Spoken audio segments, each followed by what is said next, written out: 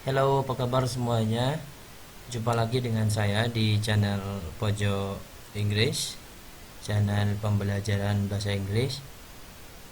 Dan pada video pembelajaran kali ini kita akan membahas tentang TOEFL Strategy 16, yaitu inverted subject verb, pola susun balik subject verb menjadi verb subject with comparison dengan pola atau kalimat perbandingan. Jadi di strategi yang ke-16 ini kita akan membahas bagaimana kalimat perbandingan bisa disusun dengan pola susunan terbalik, verbnya mendahului subjeknya. Langsung saja, pola inversion atau pola susun balik, verb mendahului subjek, juga bisa terjadi pada pola komparatif atau perbandingan. Biasanya dalam bahasa Inggris kalimat perbandingan itu kalau perbandingannya dua benda, kemudian salah satunya memiliki keunggulan, biasanya menggunakan pola ER plus than atau ER than, atau menggunakan more than. Dan pola inversion pada kalimat perbandingan itu sifatnya optional ya. Optional itu maksudnya boleh dilakukan atau boleh tidak dilakukan. Di samping optional, bentuk atau pola inversion, pola susun balik verb subject itu sekaligus bentuknya lebih formal, lebih resmi ketimbang dengan kalimat yang tidak disusun dengan pola inversion. Ada 3 bentuk kalimat atau 3 bentuk pola yang bisa digunakan dalam kalimat komparatif atau kalimat perbandingan. Contoh 1, di sini saya memiliki kalimat Yayan spends more hours in the school than Sylvie. Di sini yang dicetak warna ungu ini subjek ya, menjadi subjek, kemudian spends menjadi verbnya di kalimat yang pertama. Yang dibandingkan apa? Yaitu more hours in the school, yaitu jam di sekolah, dibandingkan dengan kalimat yang kedua berupa Sylvie. Jadi di sini Yayan spends, Yayan jadi subjek, spend jadi verb di kalimat pertama. Kemudian di kalimat kedua hanya ada subjek, verbnya tidak diletakkan. Ya, then ini menjadi connector atau menjadi penghubung ya. Maknanya Yayan menghabiskan lebih banyak jam di sekolah daripada Sylvie. Bentuk kalimat nomor 1 ini adalah bentuk kalimat perbandingan yang bentuknya informal. Bentuknya informal.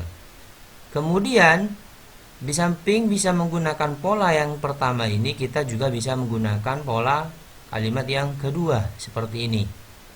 Di depan sama, tinggal menambah does setelah subjek Sylvie. Jadi verbnya di sini disebutkan. Sebenarnya kenapa di sini menggunakan does? Karena di sini di awal verbnya menggunakan verb 1 spends. Verb 1 yang bentuknya ketiga tunggal, maka di sini gantinya atau auxiliary verb dari spends adalah does. Ini bentuk yang kedua, maknanya sama dengan yang pertama tadi, hanya di kalimat kedua ini subjek verbnya disebutkan semua, baik di kalimat pertama maupun di kalimat yang kedua. Dan ini bentuknya formal ya. Bentuknya formal. Kalau tadi informal, ini formal. Di samping bisa menggunakan pola yang seperti nomor 2 ini, kita juga bisa menggunakan pola yang ketiga, yaitu pola yang disusun balik, verbnya mendahului subjeknya di kalimat yang kedua. Contoh, Yayan spends more hours in the school than does Sylvie. Jadi does-nya mendahului subjeknya yang berupa kata Sylvie. Ya. Maknanya sama, Yayan menghabiskan lebih banyak jam di sekolah daripada Sylvie. Dan bentuk yang diinversi ini adalah bentuk yang lebih formal ketimbang yang tidak diinversi.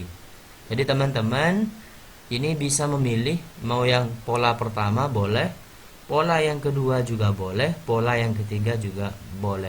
Hanya tingkatannya yang berbeda. Di sini informal, ini formal, dan ini agak lebih formal. Bentuk verb di kalimat kedua itu mengikuti bentuk verb di kalimat yang pertama. Kalau verb 1 maka di sini pakai boleh do, boleh does sesuai dengan subjeknya. Contoh yang keempat. Nah, ini agak beda sudah verbnya ya. Contoh yang keempat, the vegetables at the market this morning were far fresher than those at the market yesterday. Maknanya, sayur-sayuran di pasar pagi ini jauh lebih fresh, jauh lebih segar daripada those di sini sebagai ganti dari vegetables. Karena bentuknya jamak vegetables, maka di sini pakai those. Daripada sayur-sayuran yang di pasar kemarin. The vegetables at the market this morning jadi subjek kalimat pertama, kemudian verbnya adalah were, kemudian yang dibandingkan ininya far fresher, yaitu kesegarannya. Yang dibandingkan adalah kesegaran antara vegetables atau sayur mayur yang di pasar pagi ini dengan sayur mayur yang di pasar yang kemarin. Dan bentuk nomor 4 ini adalah bentuk yang informal. Kenapa? Karena verb di kalimat kedua tidak disebutkan di sini. Hanya menyebut verb di kalimat yang pertama. Ini informal. Kita bisa menggunakan pola yang berikutnya. Ya, sebenarnya ini sama ya dengan 1 2 3 4 5 6 ini sama. Nomor 5, the vegetables at the market this morning were far fresher than those at the market yesterday were. Jadi verbnya sama-sama disebutkan. Ya, jadi yang pertama were, di sini juga pakai were karena past tense. Dan pola susunan yang seperti ini bisa disusun dengan pola inversi, pola susun balik. The vegetables at the market this morning were far fresher than were those at the market yesterday. Jadi 4, 5, 6 contohnya sama dengan 1, 2, 3, hanya bentuk verbnya yang berbeda. Jadi teman-teman bisa menggunakan, bisa memilih, sifatnya optional, bisa memilih pola 1, pola 2 atau pola yang ketiga. Sekarang kita masuk kepada contoh ya, kepada contoh bagaimana kalimat perbandingan atau komparatif di dalam soal TOEFL itu diteskan atau muncul. Nomor 1, the results of the current experiment appear to be more consistent than bla bla bla the result of any previous test. Jawaban alpha ada them, jawaban bravo ada were, jawaban Charlie ada they were, kemudian jawaban delta adalah were they. Untuk bisa menjawab soal nomor 1 ini tinggal kita mencari subjek dan verbnya dulu. Kalimat yang pertama, kalimat ke-1, the results of the current experiment, ini subjek ya. The results of the current experiment ini menjadi subjek dari verb appear. Jadi verbnya appear, maknanya hasil dari eksperimen yang terbaru appear, kelihatan, to be more consistent, lebih konsisten. Ini kalimat perbandingannya ya, lebih konsisten than, daripada. Nah, daripada. Jadi kalimat pertama subjek verbnya sudah ada, tinggal kalimat yang kedua sekarang setelah connector than. Setelah connector than di sini kosong, kemudian ada the results of any previous test. Ini subjek ya, ini subjek bentuknya, ketahuan dari kata artikel di sini the sama dengan of, menggabung noun dengan noun. Jadi ini menjadi subjeknya. Berarti kalau sudah ada subjek, mau tidak mau yang sebelum kosong ini nanti, karena ini bentuknya komparatif, perbandingan, maka di sini pasti verb ya, pasti verb karena subjeknya sudah ada. A verb yang di bentuk kalimat yang disusun inversi, a verb mendahului subjek. Kalau kita jawab alfa jelas salah karena alfa ini them, objek ya, maknanya mereka, berarti alfa salah. Charlie, they were, ada subjek, ada verb, padahal subjeknya sudah ada, yaitu kata the results of any previous test. Berarti kita tidak perlu subjek lagi. Charlie juga salah, delta juga salah karena nanti double subjek, sama dengan yang Charlie, hanya berbeda susunan saja. Berarti yang benar adalah yang bravo, verbnya mendahului subjeknya.